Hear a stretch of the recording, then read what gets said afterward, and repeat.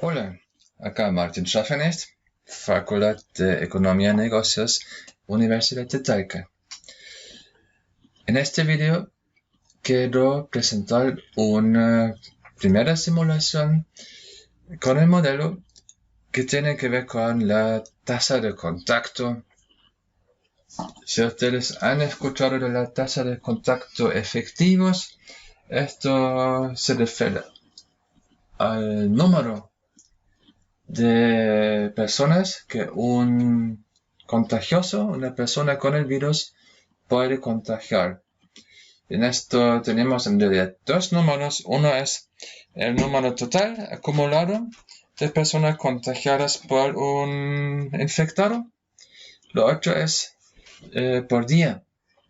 Y esto nos interesa particularmente porque el modelo simula por día. Entonces nos interesa el promedio de personas que un infectuoso, una persona que puede contagiar, efectivamente logra contagiar en la premisa que la persona con quien tiene contactos de cerca sea una persona susceptible, ¿sí? Porque alguien que ya tiene el virus, cuando se encuentra con otro que ya tiene el virus, no puede pasar nada. Y cuando un infectuoso está en contacto cercano con una persona recuperada, siempre bajo la premisa que por lo menos en el corto plazo están inmunizados, no pasa nada. Entonces, hagamos aquí con el panel de control, la primera pantalla, los estados, simplemente una primera simulación de lo que sería el escenario base, lo que habría sido el desenlace cuando no se intenta hacer nada en particular. Voy a hacerlo un poquito más lento aquí para que tengamos tiempo de observar. Entonces ahora los 180 días se simularían en 30 segundos y vamos. Al inicio, ven ustedes que hasta ahora ya han pasado 4 semanas simuladas y al inicio no pasaba realmente algo muy visible. Por lo menos nos pasó algo muy visible cuando uno mira estas grandes aglomeraciones de personas, todos los susceptibles, ¿sí? Y el resto está aquí casi no visible. Si quieren ver más de esto, podemos pasar a la segunda pantalla, donde no estamos mirando los susceptibles porque son muchos, ¿sí? Aquí la escala va hasta 20 millones de personas y aquí es diferente. Aquí vamos hasta 500.000 en este momento, porque a las 4 semanas, ¿qué es lo que ha ocurrido? Bueno, la línea amarilla, estas son todas las personas que están incubando. No sabemos quiénes son, ¿eh? Pero ahí están. La línea rosada son las personas que ya están en la etapa de infección, pero no tienen síntomas. Los rojos son los que tienen síntomas, los negros son las víctimas. ¿Y qué más tenemos? Bueno, los casos reconocidos por test, que son pocos a esta altura, ¿sí? Somos, 5.000, casi 6.000. O sea, parece poco cuando se compara con los 500.000 que ya tienen el virus, que están incubando. Bueno, ya vimos que hay una especie de aceleración. Entonces podemos continuar un poco para ver qué pasa ahora. Esto era rápido, ¿cierto? Hay una caída de los susceptibles. Dentro de 2 semanas llegan muy bajo. Y también vemos que todas las otras agrupaciones han crecido exponencialmente. Y los que están incubando ya están al otro lado del peak, ¿sí? De nuevo, cuando lo vemos aquí, vemos que el peor momento desde el punto de vista del tamaño del grupo de los que están en periodo de incubación ya ha pasado después de 6 semanas. Bueno, podemos continuar acá. Y ahora vemos estabilización, ¿sí? ¿qué está pasando? Ya no hay más cosas que ocurren. Todos los que tenían que pasar por la infección ya lo hicieron. Tenemos una gran cantidad de personas recuperadas, 15 millones y medio, dice el modelo, y los susceptibles se han reducido a 3.400.000. ¿Por qué? Esto tiene que ver con la tasa de contacto, que está vinculado con cuántas personas o qué porcentaje de la población se van a enfermar. Yo voy a ir hasta el fin aquí y no pasa ninguna otra cosa en este momento. El umbral de inmunidad nos dice cuál es el porcentaje de la población que se va a infectar antes que se extinga la epidemia. Eso es simplemente que cuando ya casi todo el mundo ha tenido el virus, los rojos que están en su etapa de infectar a otros también, cuando se encuentran con otras personas, la gran mayoría ya no puede enfermarse, ¿sí? Ya tenían el virus. O lo tienen. En todo caso, se nos acaba el recurso, digamos, de los susceptibles que se podrían contagiar. Esto también se puede cambiar, pero de eso vamos a conversar en un segundo. Me gustaría hacer una segunda simulación ahora. Y para esto vamos a asumir que se van a tomar medidas restrictivas. Vamos a reducir los contactos a como 30%. O sea, los enfermos necesitan un poco más de 3 días en promedio para haber infectado a otra persona más. Ya que el periodo total durante el cual en promedio contagian son 6 días, eso todavía es suficiente para una epidemia.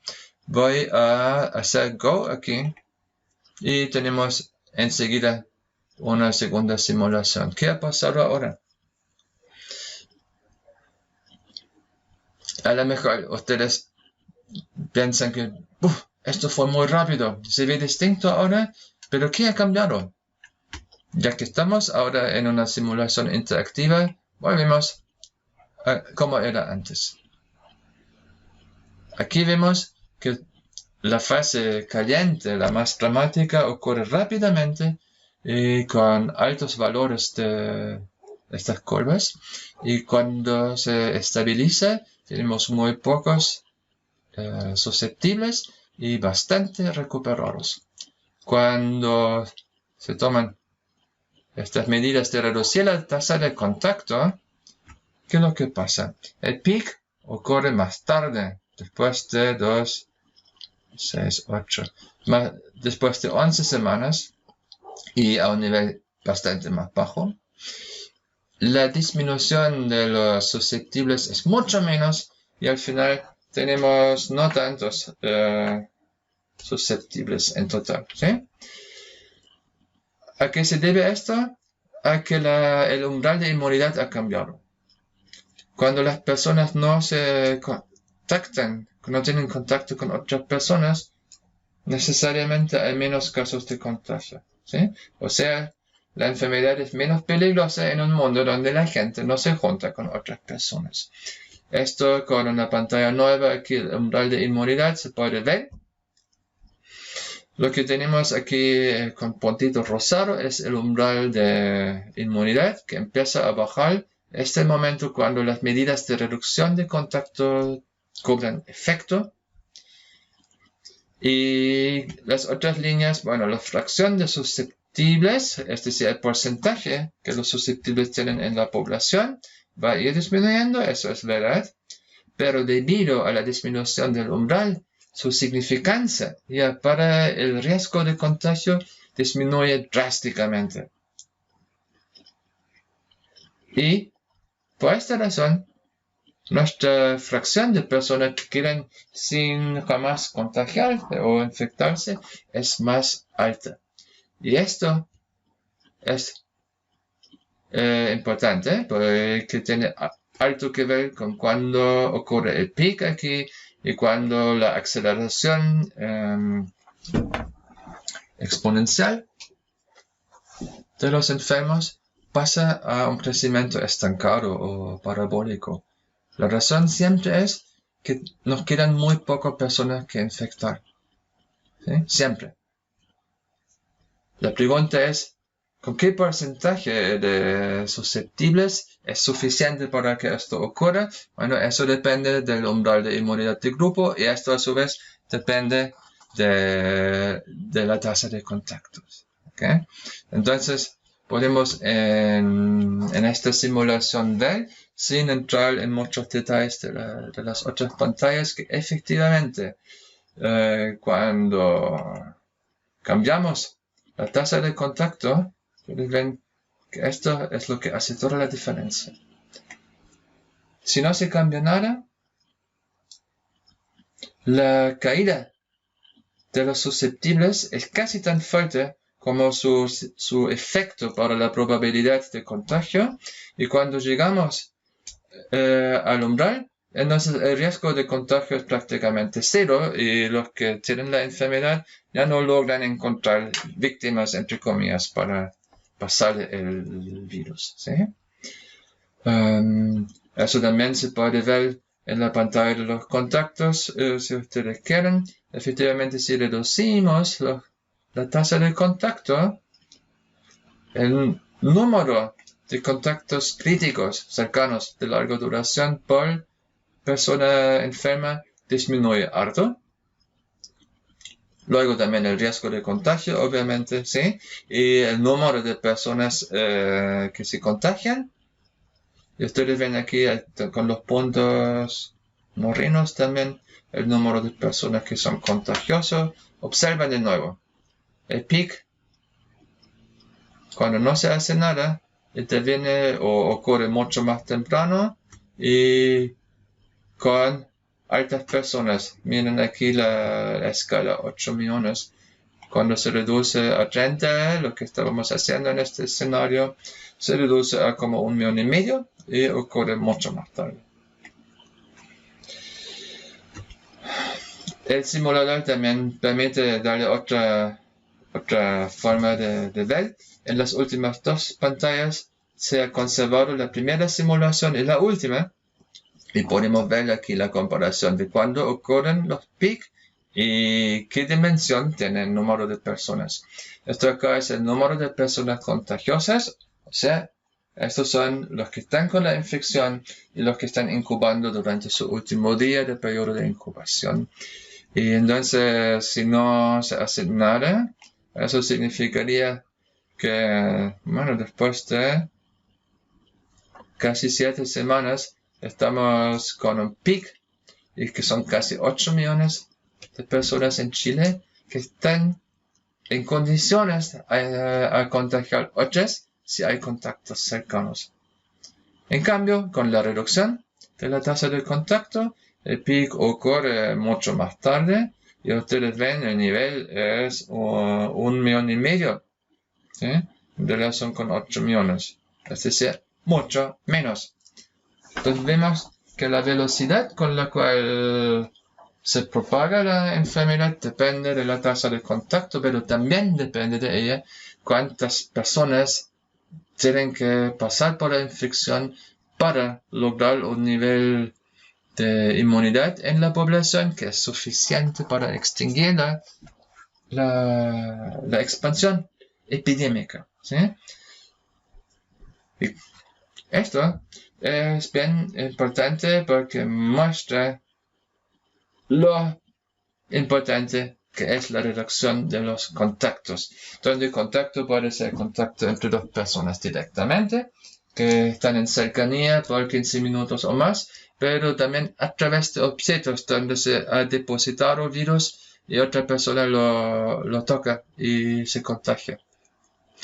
En otro video vamos a ver cómo una accidentada reducción puede cambiar completamente la imagen que vemos y causar algo que se llama la segunda ola, ¿sí? Pero esto será en un segundo video. Bienvenido entonces ustedes para replicar esto y experimentar con otros valores de parámetro y a ver hasta qué punto logran interpretar esto. Yo solamente quiero insistir en que las etapas transitorias que están entre la agrupación de personas susceptibles y los estados terminales que son recuperado o víctima mortal. Entre estos, la contagión, la incubación, perdón, y la etapa de infección tienen un auge y un colapso, si ustedes quieren, en momentos que son levemente distintos, pero siempre empiezan con una etapa de expansión o crecimiento exponencial. Y esto empieza obviamente con la entrada a la etapa de la incubación. Y unos días después, para los que están sin síntomas o síntomas leves, los que tienen síntomas que justifican hospitalización o eventualmente cuidado intensivo, esto ocurre más tarde, porque para que lleguemos a la gravedad de los síntomas transcurre más tiempo. Por esto viene más tarde. Y luego, cuando se nos acaban los susceptibles, pero igual la infección pasa, entonces perdemos población aquí y terminamos. Fíjense también que con la capacidad de test de 3000 por día, no podemos llegar ni cerca de tener una imagen adecuada de lo que ocurre realmente con la población infectada. ¿Sí? Y bueno, bien también la cantidad de personas que mueren, eso también es importante. Quiero mostrar brevemente en la ventana de comparación. Si no se hace nada, dentro de las premisas que tiene el modelo actualmente, tenemos que contar con un total de como 117.000 personas fallecidas. De reducir de la manera simulada aquí la tasa de contactos, nos quedaríamos con 48.000. La diferencia es grande.